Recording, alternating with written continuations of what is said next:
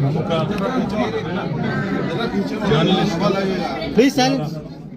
Digital మీడియాలో నిర్భయంగా నిజాలు చెప్తూ ప్రభుత్వాన్ని నిలదీస్తూ ప్రజల పక్షాన మాట్లాడుతున్న సోదరుడు శంకర్ గారి మీద ఈ ప్రభుత్వం ముఖ్యంగా కొడంగల్లో రైతులకు జరుగుతున్న అన్యాయం మీద ఆయన నిలదీసిన విధానాన్ని జీర్ణించుకోలేక వాళ్ళ ప్రశ్నించే గొంతుల్ని నొక్కాలని ప్రజాస్వామ్యంలో కనీసం ప్రశ్నించే వాళ్ళు ఎవరు ఉండకూడదనే ఒక ఆలోచనతో ఒక పూర్తి స్థాయి పకడ్బందీ ప్రణాళికతో రెక్కీ చేసి కాంగ్రెస్ నాయకులే హస్తినాపురం డివిజన్ సంబంధించిన కొంతమంది కాంగ్రెస్ నాయకులు అదేవిధంగా రేవంత్ రెడ్డికి అత్యంత సన్నిహితంగా ఉండే మరికొంతమంది కాంగ్రెస్ నాయకులు వాళ్ళే స్వయంగా రెక్కీ చేసి మరి 11 గంటల 10 నిమిషాలకు అర్ధరాత్రి కావాలని కొంతమంది ప్లాన్డ్గా అమ్మాయిలను అడ్డం పెట్టి ఒక దొంగ కేసు బనాయించి హత్యాయత్నాన్ని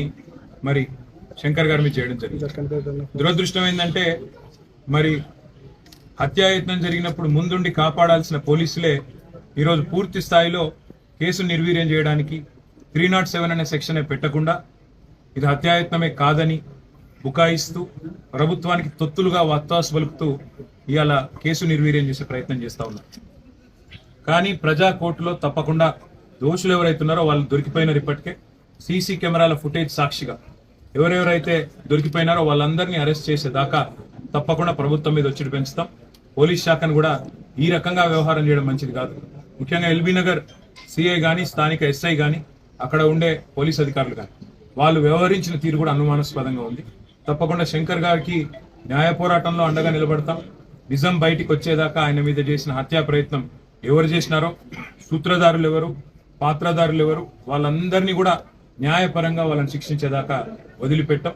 ఒక్క శంకర్ను బెదిరిస్తాం, ఆయనను హత్యాయత్నం చేసి ఏదో అడ్డుకుంటాం, నోరు మూపిస్తాం, గొంతు నొక్కుతామంటే 100 మంది శంకర్లు తయారవుతారు. ఎందుకంటే ఇది డిజిటల్ మీడియా ప్రపంచం. ఇప్పుడు మేము కూడా ఇట్లాగే ఆలోచించుంటే, మేము కూడా ప్రభుత్వంలో 10 ఏళ్ళు ఉన్నప్పుడు ఇట్లాగే ఆనాడు కేసీఆర్ గారి మీద మరి ఎవరు మాట్లాడినా దాన్ని అణిచివేసే ప్రయత్నం, రాజ్య శక్తిని అడ్డం పెట్టుకొని చేసే ప్రయత్నమే చేస్తుంటే ఇలా చాలా మందికి వాయిస్ కూడా ఉండేది కాదు. కానీ ప్రజాస్వామ్యంలో అన్ని రకాల వాదనలకు అవకాశం ఉండాలి. అన్ని వాదనలు విన్న తర్వాత ప్రజలు తీర్పు ఇవ్వాలి. కాబట్టి ఆనాడు ఏనాడు కూడా మేము ఇట్లాంటి రాజ్యహింసను కానీ ఇట్లాంటి భౌతిక దాడులను కానీ మేము ప్రోత్సహించలేదు. జరిగితే కూడా వాటిని వెంటనే నివారించే ప్రయత్నం చేసినాం. ఎక్కడైనా తప్పు జరిగితే కూడా దాన్ని తప్పకుండా ఖండించి దాంతో పాటు అక్కడెక్కడన్నా అన్యాయం జరిగితే కూడా అన్యాయం జరిగిన వారి తరఫున మాట్లాడి ఇవాళ నేను ప్రభుత్వాన్ని డిమాండ్ చేసేది, ముఖ్యంగా ముఖ్యమంత్రి రేవంత్ రెడ్డి గారికి చెప్పేది, శంకర్ కు మళ్ళీ ఒకసారి చీమ గుట్టిన బాధ్యత రేవంత్ రెడ్డిదే అవుతుంది. శంకర్ మీద మళ్ళీ ఎక్కడన్నా చిన్న ఘాటు పడ్డా ఖచ్చితంగా రేవంత్ రెడ్డి తెలంగాణ ప్రజల ముందు దోషిగా నిలబడక తప్పదు. ఎందుకంటే ఇవాళ ఆయన మనుషులే, ఆయనకు అత్యంత సన్నిహితులైన మనుషులే రెక్కీలో పాల్గొన్నారు. మీరు నిజాలు దాచాలని ప్రయత్నం చేసినా, అక్కడ సీసీ కెమెరాల యాంగిల్స్ మార్చి ఫుటేజ్ దొరకకుండా చేసే ప్రయత్నం చేసినా, మొత్తంగా ఇవాళ చుట్టుపక్కల ఉండే షాపులు, ప్రైవేట్ సీసీ కెమెరాల్లో వ్యవహారం మొత్తం దొరికిపోయింది. పోలీస్ శాఖను కూడా నేను డిమాండ్ చేస్తా ఉన్నా, తెలంగాణ డీజీపీని కూడా నేను డిమాండ్ చేస్తా ఉన్నా. ఈ రకమైన ప్రభుత్వానికి తొత్తులుగా పనిచేయడం కరెక్ట్ కాదు. ప్రజాస్వామ్యంలో ప్రతిపక్షానికి, ప్రభుత్వానికి అందరికి కూడా తమ తమ పాత్రలు నిర్దేశించబడి ఉన్నాయి. అత్యంత పవర్ఫుల్ అస్త్రమైన మీడియాకు కూడా తన పాత్ర తనకున్నది ప్రజాస్వామ్యంలో. అట్లాంటి మీడియాలో పనిచేస్తున్న ఒక జర్నలిస్ట్ సోదరుడికి ఈ రకంగా వారి మీద భౌతిక దాడులు, హత్యాయత్నం జరగడం అనేది తప్పకుండా జర్నలిస్ట్ సంఘాలకు కూడా నేను విజ్ఞప్తి చేస్తా ఉన్నా. ఇదివరకు చాలా మాట్లాడినారు మీరు. ఇదివరకు చాలా ఏదో నియంత పాలన అది ఇదని చెప్పి అన్నాడు మాట్లాడి మాకు గుర్తు. మరి ఇవాళ మీ సాటి జర్నలిస్టు మీద హత్యాయత్నం జరిగితే కూడా ఇంతవరకు ఏ జర్నలిస్ట్ సంఘం కూడా ఇప్పటికి బయటకు వచ్చి ఖండించిన పరిస్థితి లేదు. ఏ జర్నలిస్ట్ అసోసియేషన్ కూడా ఇప్పటిదాకా బయటకు వచ్చి మాట్లాడిన దాఖలాలు లేవు.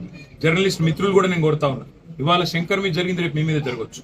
మీరు ఒకవేళ ప్రభుత్వాన్ని ప్రశ్నిస్తే మీ గొంతు నొక్కడానికి, మిమ్మల్ని ఇవాళ పూర్తి స్థాయిలో అణిచివేయడానికి జరుగుతున్న ఈ ప్రయత్నంలో మీరు నోరు విప్పకపోతే, మీరు గొంతు పెగిల్చకపోతే రేపు ఈ ప్రమాదం మీకు కూడా వస్తుందనే మాట గుర్తు చేస్తూ రేవంత్ రెడ్డి గారికి మళ్ళీ నేను చెప్తా ఉన్నా, శంకర్కి మళ్ళొక్కసారి ఏం జరిగినా, చీమగుట్టినా, ఘాటుబడ్డా మీదే బాధ్యత అవుతుంది. ముఖ్యంగా రేవంత్ రెడ్డిదే వ్యక్తిగతమైన బాధ్యత అవుతుంది. ఇవాళ ప్రజాస్వామ్యంలో ప్రశ్నించే గొంతుని ఎవరు నొక్కే ప్రయత్నం చేసినా తప్పకుండా వారికి మేము అండగా ఉంటాం.